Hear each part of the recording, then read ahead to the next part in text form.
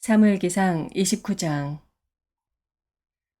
블레셋 사람은 모든 부대를 아벡에 집결시켰고 이스라엘 사람은 이스라엘에 있는 샘가에 진을 쳤다. 블레셋 사람의 지도자들은 수백 명, 수천 명씩 거느리고 나아갔으며 다윗도 부하를 거느리고 그 행렬의 맨 뒤에서 아기스와 함께 나아갔더니 블레셋 사람의 지휘관들이 항의하였다. 이 히브리 사람들이 무엇 때문에 여기에 와 있습니까? 아기스가 블레셋 사람의 지휘관들에게 말하였다. 귀관들도 알다시피 이 사람은 이스라엘 왕 사울의 종이었던 다윗이요. 그가 나와 함께 지낸 지가 이미 한두 해가 지났지만 그가 망명하여 온 날부터 오늘까지 나는 그에게서 아무런 허물도 찾지 못하였소. 그러나 블레셋 족속의 지휘관들은 다윗에게 분노를 터뜨렸다. 블레셋 족속의 지휘관들이 아기스에게 강요하였다. 저 사람을 돌려보내십시오. 임금님께서 그에게 지정하여 준 그곳으로 그를 돌려보내시고 우리와 함께 싸움터에 나가지 않도록 하여 주십시오. 싸움터에 나가서 그가 우리의 대적으로 돌변할지도 모르는 일입니다. 그가 무엇을 가지고 자기의 주인과 화해할 수가 있겠습니까? 우리 군인들의 머리를 잘라다 바쳐서 하지 않겠습니까? 그가 바로 이스라엘 백성이 춤을 추면서 사울은 수천 명을 죽이고 다윗은 수만 명을 죽였다 하고 추켜 세우던 그 다윗이 아닙니까? 마침내 아기스가 다윗을 불러 말하였다. 주님께서 확실히 살아계심을 걸고 맹세하지만 장군은 정직하였소. 나에게로 온 날부터 오늘까지 나는 장군에게서 아무런 허물도 찾지 못하였기 때문에 장군이 나와 함께 이 부대에 들어와서 출전하는 것을 좋게 생각하였소. 그런데 저 지휘관들은 장군을 못마땅해요. 그런데 저 지휘관들은 장군을 못마땅해 하오. 그러니 이제 장군은 블레셋 사람의 지도자들의 눈에 거슬리는 일을 더 이상 하지 말고 평안히 돌아가기를 바라오. 이번에는 다윗이 아기스에게 항의하였다. 내가 잘못한 일이 무엇입니까? 임금님을 섬기기 시작한 날부터 오늘에 이르기까지 임금님께서 말씀하신 대로 종에게서 아무런 허물이 드러나지 않았다면 왜 이 종이 이제 나의 상전이신 임금님의 원수들과 싸우러 나갈 수가 없습니까? 아기스가 다윗에게 대답하였다. 장군이 정직하다는 것을 나는 잘 아오. 나는 장군을 하나님의 천사처럼 여기오. 그런데 블레셋 사람의 지휘관들이 장군과 함께는 싸움터에 나가지 않겠다고 말하오. 그러니 이제 장군은 장군이 데리고 있는 옛 주인의 종들과 더불어 내일 아침 일찍 일어나시오. 내일 아침에 일찍 일어나서 해가 뜨는 대로 떠나도록 하시오. 그리하여 다윗은 다음날 아침에 일찍 일어나 부하들과 함께 출발하여 블레셋 사람의 땅으로 돌아오고 블레셋 족속은 이스라엘로 올라갔다. 사무엘기상 30장. 다윗이 부하들과 함께 사흘 만에 시글락으로 돌아왔을 때에는 아말렉 사람이 이미 남부 지역과 시글락을 습격하고 떠난 뒤였다. 그들은 시글락에 침입하여 성에 불을 지르고 여자를 비롯하여 그 성읍 안에 있는 모든 사람을 어린아이나 노인 할 것 없이 사로잡아 한 사람도 죽이지 않고 끌고 갔다. 다윗이 부하들을 거느리고 그 성읍으로 들어와 보니 성은 불타버렸고 아내들과 아이들이 모두 사로잡혀 갔다. 다윗과 그의 부하들은 목 놓아 울었다. 모두들 더 이상 울 힘이 없어 지칠 때까지 울었다. 다윗의 두 아내인 이스라엘 여인 아히노암과 나발의 아내였던 갈멜 여인 아비가일도 사로잡혀갔다. 군인들이 저마다 아들, 딸들을 잃고 마음이 아파서 다윗을 돌로 치자고 말할 정도였으니 다윗은 큰 공경에 빠졌다. 그러나 다윗은 자기가 믿는 주 하나님을 더욱 굳게 의지하였다. 다윗이 아히멜렉의 아들 제사장 아비아달에게 말하였다. 어서 나에게 에봇을 가져다 주시오. 아비아달이 에봇을 다윗에게 가져오니 다윗이 주님께 문의하였다. 제가 이 강도들을 추격하면 따라잡을 수 있겠습니까? 주님께서 그에게 대답하셨다. 내가 틀림없이 따라잡고 또 틀림없이 되찾을 것이니 추격하여라. 다윗은 데리고 있는 부하 600명을 거느리고 출동하였다. 그들이 부솔 시내에 이르렀을 때 나고자들이 생겨서 그 자리에 머물렀다. 그래서 부솔 시내를 건너가지 못할 만큼 지친 사람 200명은 그 자리에 남겨두고 다윗은 400명만을 거느리고 계속 추격하였다. 군인들이 들녘에서 한 이집트 사람을 발견하여 다윗에게로 데리고 왔다. 그들은 그에게 빵을 주어 먹게 하고 물도 주어 마시게 하였다. 그들은 또 그에게 무화과 뭉치 1개와 건포도 뭉치 2개를 주었다. 그는 밤낮 사흘 동안 빵도 먹지 못하고 물도 마시지 못하였으므로 이렇게 먹고서야 제정신을 차렸다. 다윗이 그에게 물어보았다. 너의 주인은 누구이며 내가 사는 곳은 어디냐? 그가 대답하였다. 저는 이집트 소년으로서 아말렉 사람의 노예로 있었습니다. 사흘 전에 제가 병이 들자 저의 주인이 저를 버리고 갔습니다.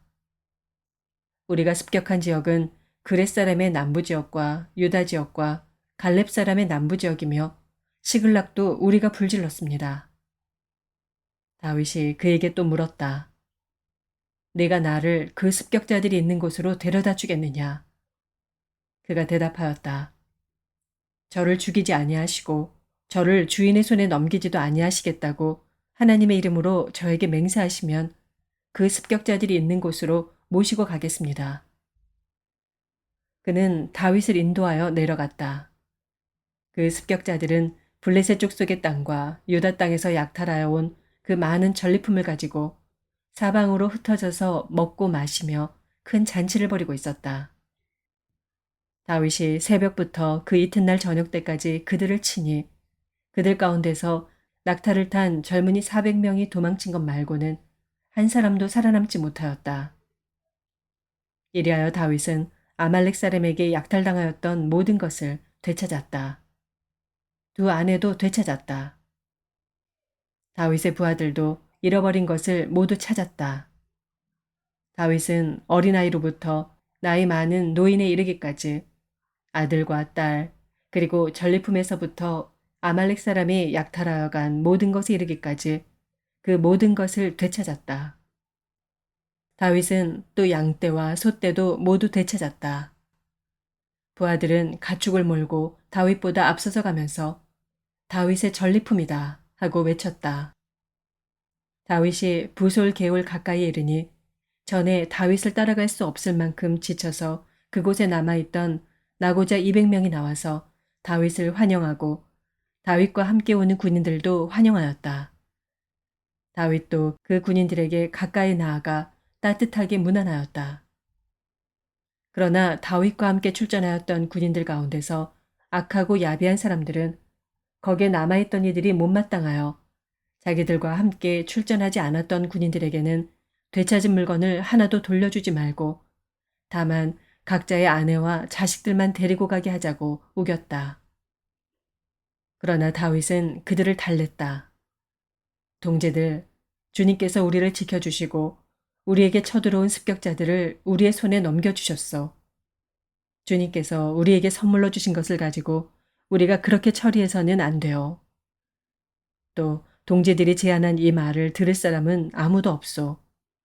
전쟁에 나갔던 사람의 몫이나 남아서 물건을 지킨 사람의 몫이나 똑같아야 하오. 모두 똑같은 몫으로 나누어야 하오. 다윗이 이때에 이스라엘에서 정한 것이 율례와 규례가 되어 그때부터 오늘날까지 지켜지고 있다. 시글락으로 돌아온 다윗은 전리품 가운데서 얼마를 떼어 그의 친구들, 곧 유다의 장로들에게 보내면서 그것이 주님의 원수들에게서 약탈한 전리품 가운데서 떼어내어 선물로 보내는 것이라고 밝혔다. 베델과 라몬 네겝과 얏딜과 아루엘과 신못과 에스드모아와 라갈과 여라미엘 사람의 성읍들과 겐 사람의 성읍들과 호르마와 고라산과 아닥과 헤브론과 다윗이 부하들을 거느리고 드나들던 모든 지방에 있는 사람들에게 그는 그 선물을 보냈다. 고린도전서 10장.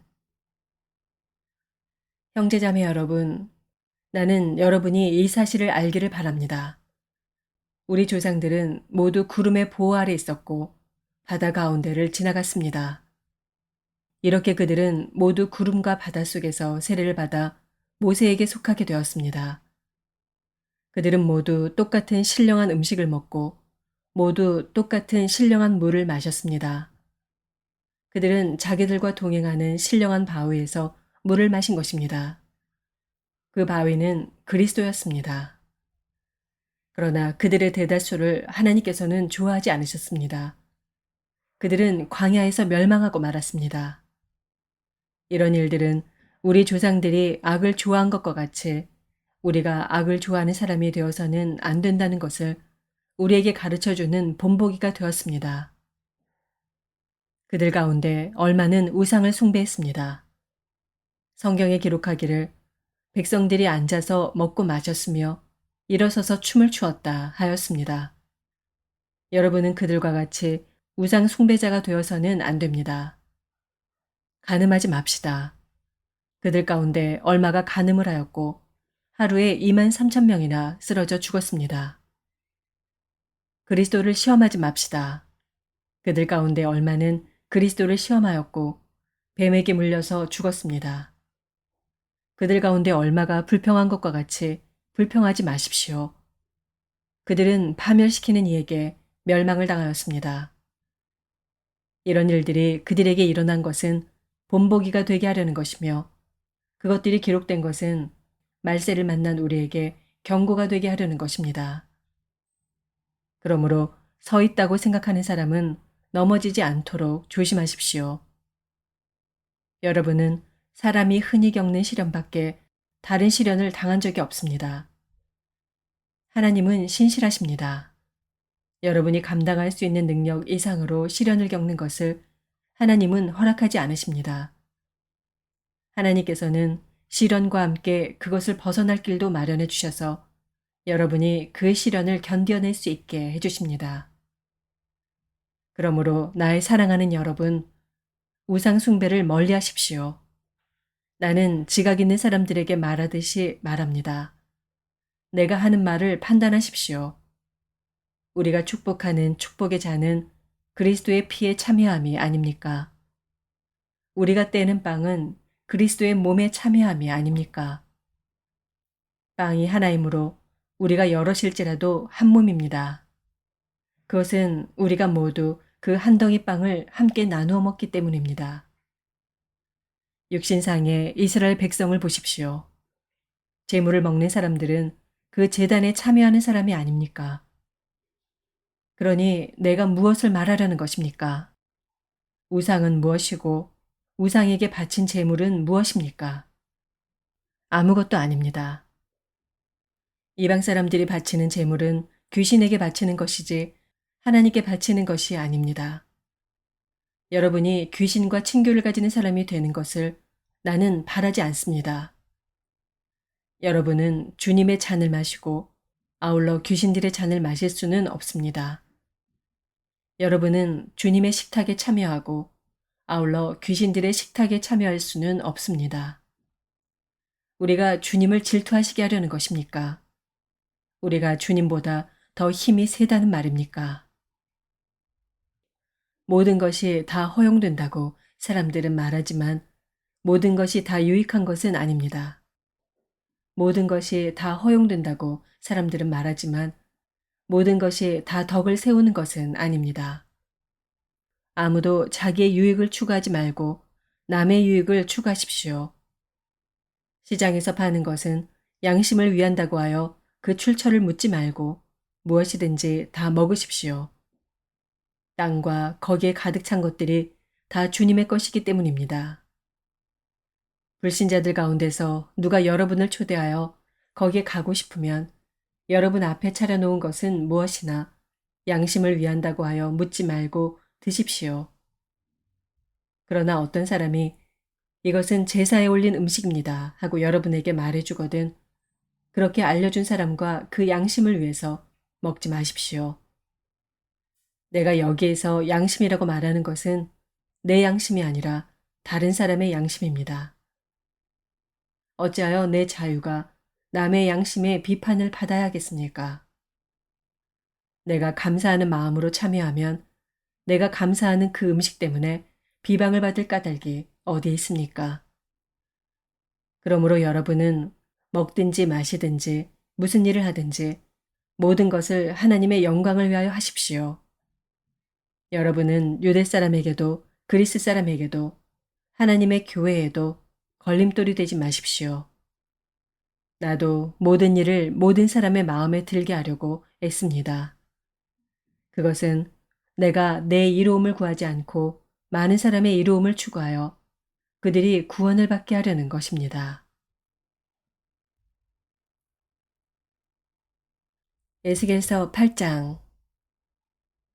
제6년 여섯째 달 5일에 나는 집에 앉아 있고 유다 장로들은 내 앞에 앉아 있을 때 주 하나님의 능력이 거기에서 나를 사로잡으셨다.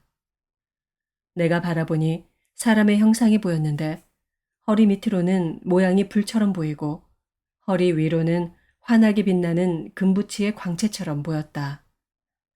그때 그 형상이 손처럼 생긴 것을 뻗쳐서 내 머리채를 잡았다.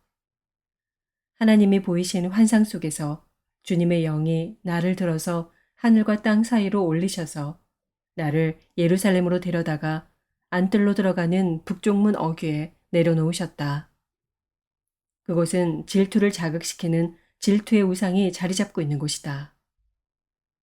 이스라엘 하나님의 영광이 거기에 있는데 내가 전에 들에서 본 환상과 같았다. 그때 하나님께서 나에게 말씀하셨다. 사람아, 너는 어서 눈을 들어 북쪽을 바라보아라. 내가 눈을 들어 북쪽을 바라보니 문의 북쪽에 제단이 있고 문 어귀에 바로 그 질투의 우상이 있었다. 그가 또 나에게 말씀하셨다. 사람아, 이스라엘 족속이 무슨 일을 하고 있는지 보이느냐? 그들은 여기서 가장 역겨운 일을 하여 나의 성소에서 나를 멀리 떠나가게 하고 있다. 그러나 너는 더 역겨운 일들을 보게 될 것이다. 그는 나를 이끌고 뜰로 들어가는 어귀로 데리고 가셨다. 내가 거기에서 바라보니 담벽에 구멍이 하나 있었다. 그가 나에게 말씀하셨다. 사람아, 어서 그 담벽을 헐어라. 내가 그 담벽을 헐었더니 거기에 문이 하나 있었다. 그가 나에게 말씀하셨다. 너는 들어가서 그들이 거기서 하고 있는 그 흉악하고 역겨운 일들을 보아라. 내가 들어가서 보니 놀랍게도 온갖 벌레와 불결한 짐승들과 이스라엘 족속의 모든 우상이 담벽 사면으로 돌아가며 그려져 있었다. 그런데 이스라엘 족속의 장로들 가운데서 70명이 그 우상들 앞에 서 있고 사반의 아들 야하사냐는 그들의 한가운데 서 있었다. 그들은 각각 손에 향로를 들고 있었는데 그 향의 연기가 구름처럼 올라가고 있었다. 그가 나에게 말씀하셨다. 사람아, 너는 이스라엘 족속의 장로들이 각각 자기가 섬기고 있는 우상의 방에서 그 컴컴한 곳에서 무슨 일을 하고 있는지 보았느냐? 그들은 주님께서 우리를 돌보고 있지 않으시며 주님께서 이 나라를 버리셨다고 말하고 있다. 그가 나에게 말씀하셨다. 너는 그들이 하고 있는 더 역겨운 일을 보게 될 것이다. 그리고 나서 그는 나를 주님의 성전으로 들어가는 북문 어귀로 데리고 가셨다. 그런데 이것이 웬일인가? 그곳에는 여인들이 앉아서 단무 스신을 애도하고 있지 않은가? 그가 나에게 말씀하셨다. 사람아, 너는 잘 보았느냐? 이것들보다 더 역겨운 일을 또 보게 될 것이다.